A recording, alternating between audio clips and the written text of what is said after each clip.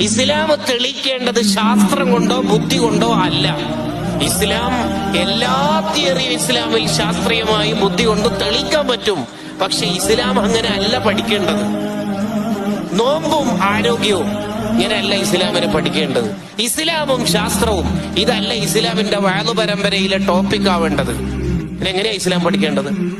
ഖബറിലേക്ക് കൊണ്ടുപോകുന്ന ആളുടെ ദുരിതങ്ങളും ദുരന്തങ്ങളും മനുഷ്യനും ജിന്നും അല്ലാത്ത ജീവികളൊക്കെ കാണും, അനുഭവിക്കും, അറിയും. ഖബറാളി അനുഭവിക്കുന്ന ശിക്ഷകൾ മനുഷ്യനും ജിന്നും അല്ലാത്ത ആൾക്കാരൊക്കെ അറിയും.